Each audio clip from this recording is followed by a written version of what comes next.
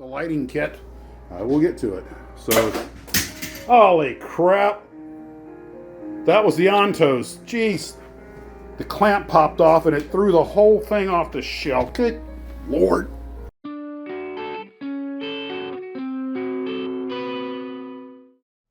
Well, hello Glue Troopers, Max of Max's Models here, and had a busy little day today. Got some work done and some self-inflicted wounds.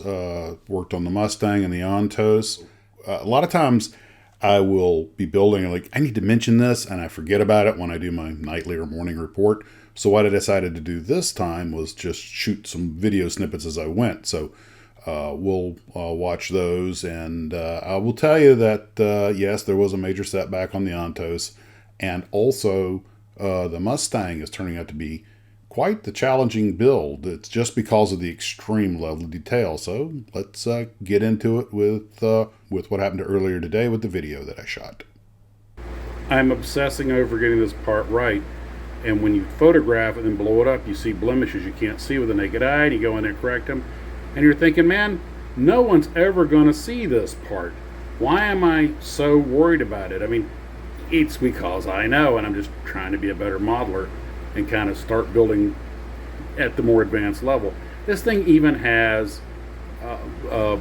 photo etch carburetor intakes, screens, which I don't think anyone's ever going to see, but by golly, I know I got them in there. Okay, I had an issue of fitting this piece, so I had to go way up to where you mount the wings to step 45 and get this piece to, I believe it's A8, and see how it's supposed to mate. And it fits okay, which means this forward piece goes over that framing. It doesn't go in front of it, which makes sense. That's the way it wants to fit. But this doesn't want to seat all the way. And the battery box popped out because it doesn't mate very well. The frame's just a little bit wide. Here's all the extra piping and stuff that's got to go in. But I'm gluing the parts together that have to be glued together and pre-painting when I can. Most of these, this of course goes over the top of the engine, but the rest of these go on the bottom. And so, okay, let me glue that battery box back in. Now I'm holding pressure on the sides of the frame where I put the battery box in because I've let go, it bows out a little bit and it doesn't get a good bite. So I'm going to clamp this. I've rearranged this supercharger twice. It seems to be hanging at a slightly wrong angle. Okay, I managed to manipulate that supercharger and intake into place, and I'm clamping down the battery box. You see what I mean about this not really going to bite? It should get here. Let me see if I can fix that down here at this point. Just had to shut the music off because I was playing Hotel California, and you know, now that I'm trying to monetize, they'll pop you for things like that, even if it's in the background. Anyway, I got the parts to line up. This is the carburetor intakes. I never knew what those little vents on the front of the P51 were. I'd always noticed them, but they're for the carburetor intakes, and it lines up now. I felt a little click, and it was, here, you know what, let me set this down and show you. All right, and there it'll sit overnight. That's as much as I can get that thing to recess, but it seems to line up, so that's all that really matters. Man, there's no way I'd have to pull the whole engine apart, try and reseat that one little thing. Just not worth it. I'll probably have the bottom cowling on the airplane so you won't see it anyway. And you're gonna have the little grill that goes over there. So this has probably all just been an exercise in, you know, Max humbling himself. But hey, that's what I'm here for, right? Wahaha. Are you not entertained? Are you not entertained? Hey, it's a model, and a heck of a model. But woo, what a master modeler could do. Okay, got a little, hopefully, royalty-free music going in the background, some piano music. Anyway, so, because I don't want to get popped. Anyway, so, I was going to work on the Antos, but I had a big gap in front. Turns out I did not seat the front properly. You really have to make sure that it's butted up right up flush against because there's that rim that's put there for you. Cause it, oh man, it only had a little just like the Mustang, a little fraction of a millimeter off, but enough that it just left a big open gap in the front. So now I'm gonna let that, let's see, put this over here. Well, great, my two open projects are both in a need overnight to harden state. So, well,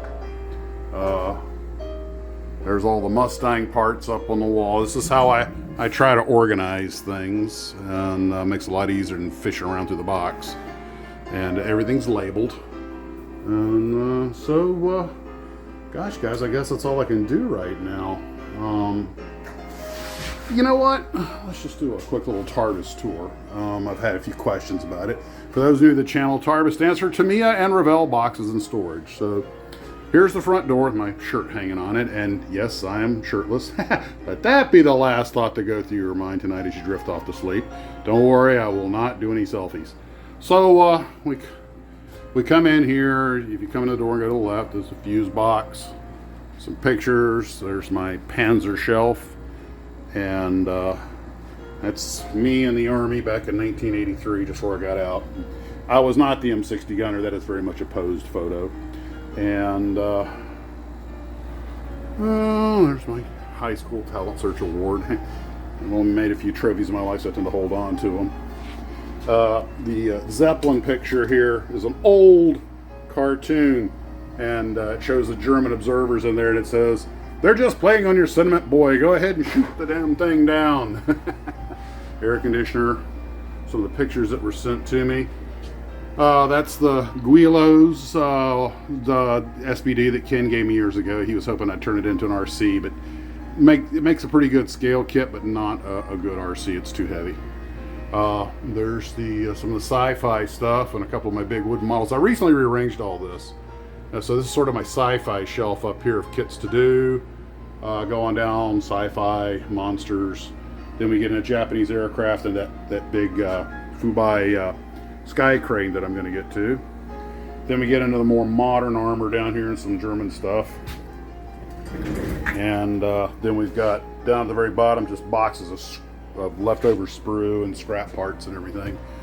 Then we have World War I aircraft, biplanes, Luftwaffe aircraft, World War II, Royal Air Force, World War II. Then down the American stuff, mostly at the bottom. U-boats and ships. Here's my paint booth and the Sparmax compressor that you wonderful, wonderful, wonderful glue troopers got for me. Believe me, that I'm still very, very grateful for that. Oops. Okay. Here's some old wooden models. These are mostly airplanes I had made in the Philippines, the planes I used to fly. The little yellow Luscombe is the plane my dad taught me in. For the 1900, the ERJ, the CRJ. And then we go down here to the shelf. There's a little bit, here's all the Stukas that I built. Not all of them, but Luftwaffe, and then kind of Air Force and airline stuff. Then you go down here, some Japanese stuff. It's kind of just mixed up wherever I got room. There's that little Oster I just built. That little British trainer that did not have the canopy, so I made a belly landed with ejection with the canopy going. Then we get down here, we got the naval aircraft kits, and then below that, move this out of the way, we have the more modern Air Force and Russian stuff. Then my primary build table, a lot of clamps and clips and stuff, and it's just cluttered no matter how much I try. It's a constant battle of cluttering and decluttering. And the workstation. I do most of my work either right here or right here. Then there's the new shelves I bought, which I haven't even filled up with models yet. There's a stage light. I should actually move this out of the way, which I can not only use for shooting videos, but I can also use this thing to illuminate the work table, which I sometimes do. Soft light, that helps. Some plaques and bases and stuff for taking photographs. Just a few of the leftover models I moved from the other shelf. I hung up my little sky crane, and a glue trooper sending me some the early Sikorskys, so I'm going to make some helicampers when they come in. There's the box that the colonel signed, and that video went up. I know you guys have already seen it. Some pictures. There's my glass case I got from the hobby shop, Hobby World, when it was closing down. You can see my Douglas World Cruiser there in the bottom, and I could pack more in there, but then it gets to the point you can't see them. There's another Star Trek shuttlecraft. Since I got two of them, thanks to Steve over Steve's Model Mania from Ollie's, and they still have a couple left over there, I'm going to see about maybe doing a shuttle bay. This is an A10 that Fran gave me that didn't have a box. Here's some of the pictures that I was given recently by a glue trooper of the early racing planes. There's a Sky Raider with all the working parts and the truck I did, and that was given to me by Bruce. And 7.2, that's the old Aurora kit. And there's Darth on guard duty with my old US Airways Express cap. A couple of more pictures. You guys can see all the cement I've got out there in the new fence.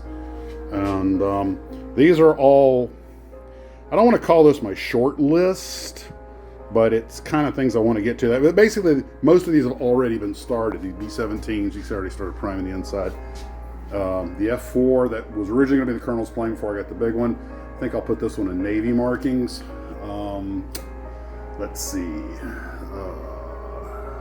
A couple of pictures that prints that Tom Daniel gave me. Just building materials, batteries, matches, glue, just all kinds. It's kind of the junk shelf. This is a real actual Russian captain my brother got when he was in Germany when the wall came down. And my old headshot when I did the acting thing. Well, RC tank, I haven't used in forever. Some more Vietnam stuff. I was planning for the Vietnam build that I just didn't have time to get done. A few more models below that, including the Enterprise NX-01 with the lighting kit. I will get to it. So, holy crap. That was the Antos. Jeez. The clamp popped off and it threw the whole thing off the shelf. Good Lord. Ah! And it looks like it just lost one wheel. Well, that's getting off light, I guess. I wonder did that clamp with that? Dangers of under clamping, you know. It looked like it was stable. It's been on the whole time I've been doing this video. You guys saw it live right here on the grassy knoll. All right, well, let me fix this. See you later. Well, I took that as my cue to get the repair started. I'm using the Gorilla Glue, so hopefully I'll get a real strong bond that won't buckle under the track, since that is the forward road wheel. And if it turns out I can't get it to hold, then, well, I guess that Antos is going to be in a diorama where it hit a landmine. And I took that as my cue to pack it in for the day. Everything's braced and strutted, and just let it all harden overnight. Okay, live stream tomorrow night, 7 o'clock East Coast time. Guys, appreciate everything. We will see you later, and as always, model on.